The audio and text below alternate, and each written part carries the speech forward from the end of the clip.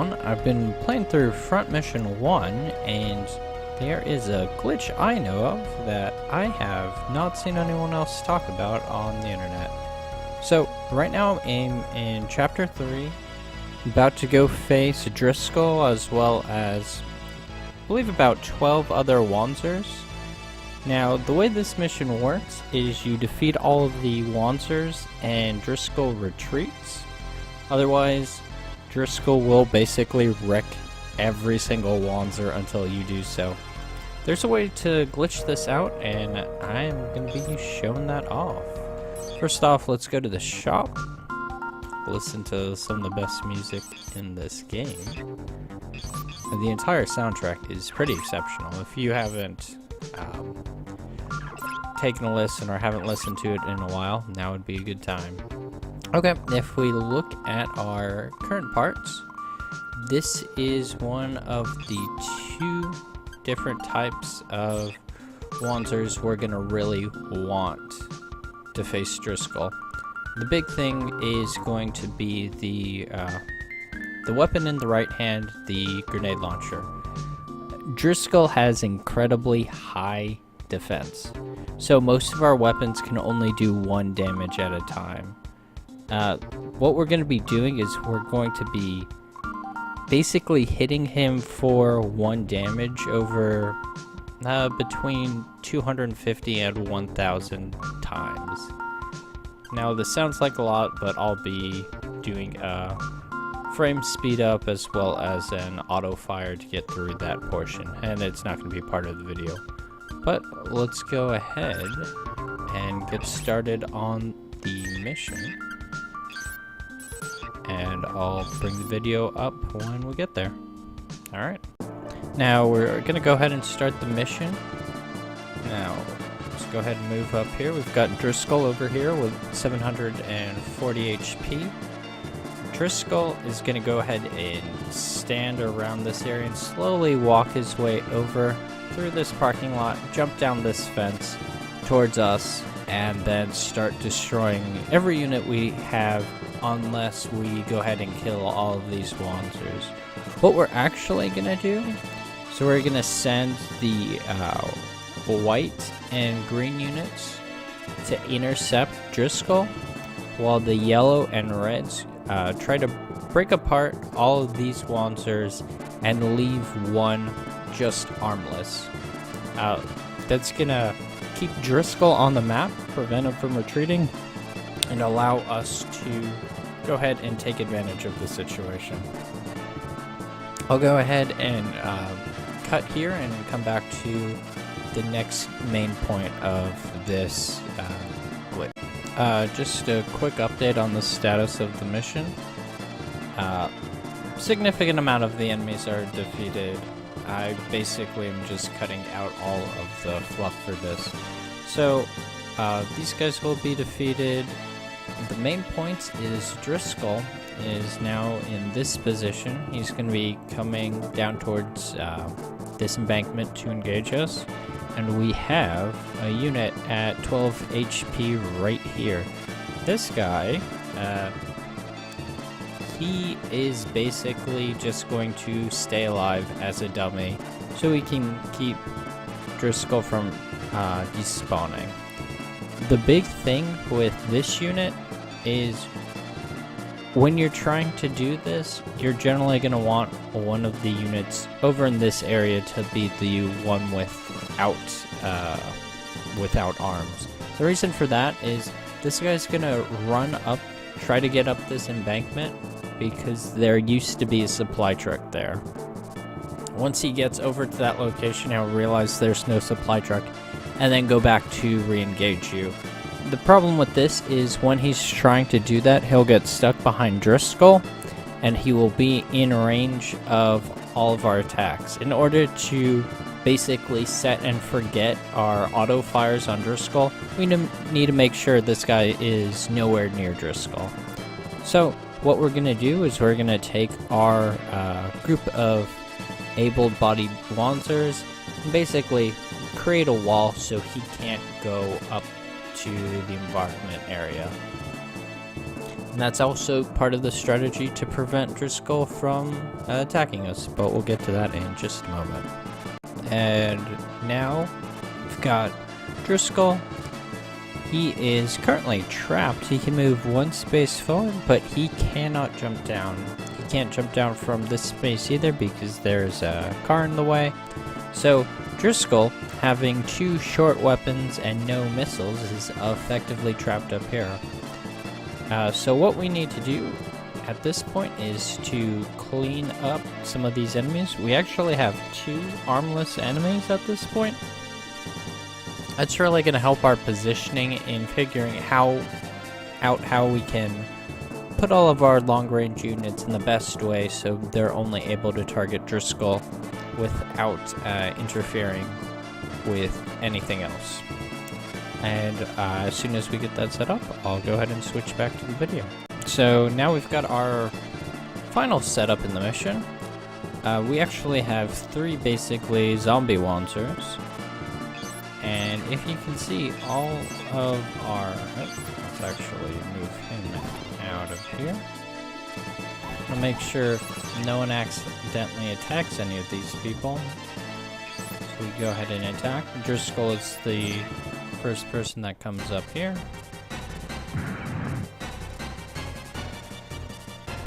We do a total of 1 damage, and you can see we got 7 experience for 1 damage. Well, let's go ahead and look at a couple pilot statuses real quick. So right now,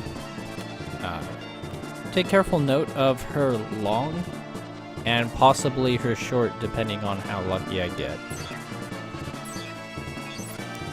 So her long was a little above 50. We can see that her first stack is going to be Driscoll. We make the attack.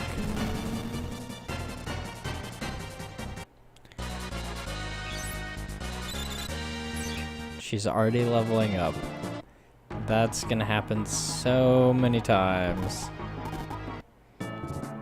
Okay, the enemy units here did move. That isn't the best, because anything that switches this system while I have it on autopilot is a little bit risky. So I may go ahead and cull these 2 robots so I can make sure everyone is only attacking Driscoll.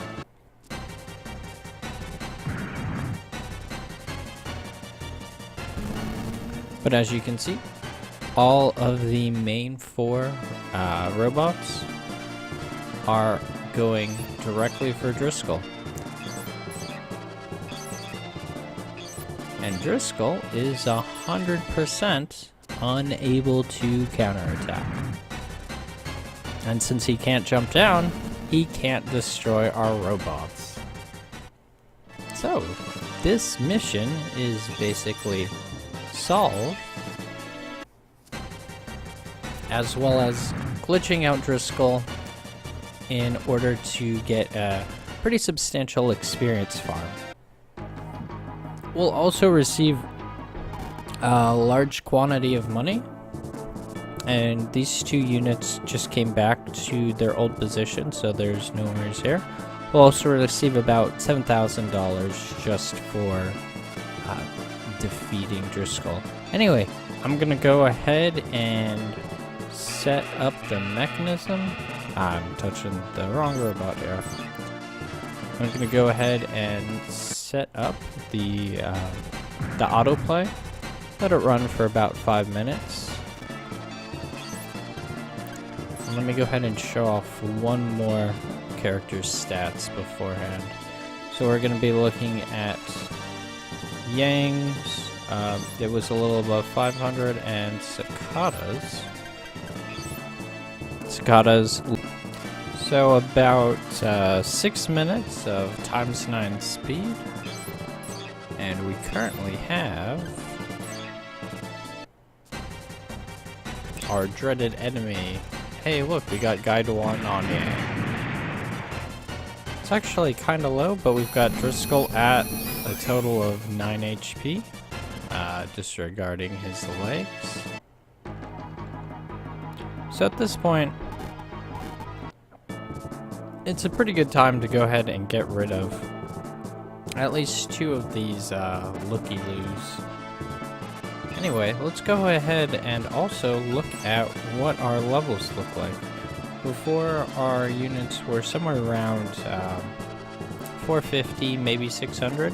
Cicada, if you remember, was at 460. And let's go ahead and cancel, look at his levels. Pilot status, 2,447. He went from, I think, level 5 to level 13. He's got guide level 3. That's actually really, really good for Cicada. He doesn't usually get guide in the times that I've tried this, or guide up to level 3. Alright. So who else we got? Let's go ahead and bring him over. Just destroy this guy real quick. Oh, that 12 damage? Wow, that's so cool. Anyway, I'm gonna head move these guys up. Alright, Frederick is now at... Oh, wrong one. We'll look at Yang first, I guess. Pilot status, 2,377. She learned double! Okay, yeah, that makes sense. Double, if you're unfamiliar, means she can take 2 melee attacks. So that's quite interesting. She learned how to hit people twice as well as shoot missiles. Oh, guide level 2. Interesting. I thought it said level 1. Oh well. But we'll go ahead and finish off this last 8 XP or so in real time. Let's go ahead and look at our main character. He's got guide level 3. 2,446. And a quick note, if you want to go ahead and try this, if you take away one of these main 4 actors, it basically adds 3 levels to the other 3 people that are shooting, just as a quick little hint. But level 3 guide basically means you get to choose whatever body part you want whenever they use a long weapon. This is incredibly useful because it allows you to not waste any time when dealing with any of these enemies. Because all of these Galvados, at this point, if I was able to target a full Galvados barrage at any of the enemies, it would kill them in 1 hit. So, as our missiles get better, that scaling doesn't really change.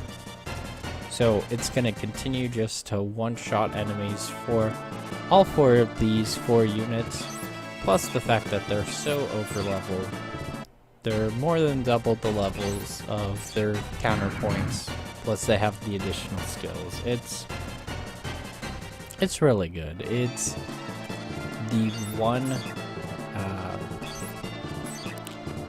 probably my favorite glitch, disregarding the Ziege rifle, which is just sort of like an Easter egg. This one takes a little bit of skill to get it to work right, so I think it's a little cooler. Got him down to 3 at this point.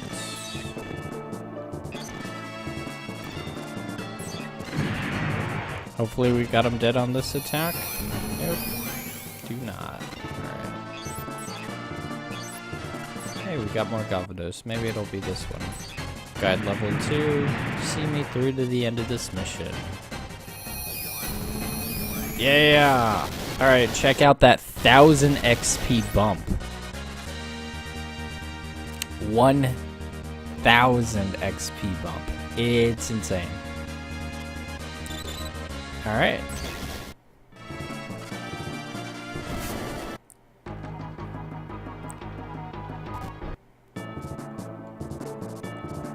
So now that he's dead, Interesting, if there's only one unit alive, Driscoll will have a bit of dialogue, but since we have two, we're gonna need to kill off one. So let's go ahead and do that right now. Let's go ahead and aim for the body, see if we're getting... Oh, he only has a body. Alright, good stuff. Alright.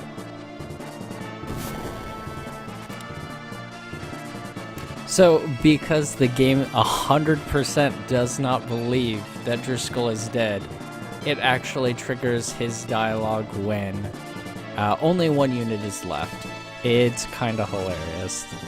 And that's basically why this is a glitch rather than basically a run-of-the-mill exploit. And then, hey, he blows up a hospital.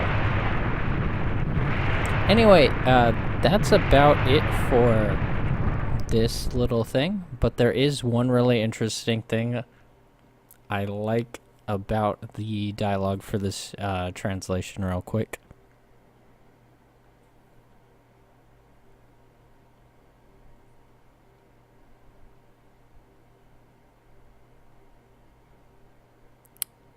So she regretted joining the military.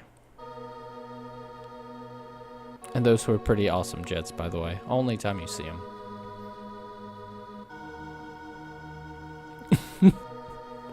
Awesome. Anyway, thanks for checking it out.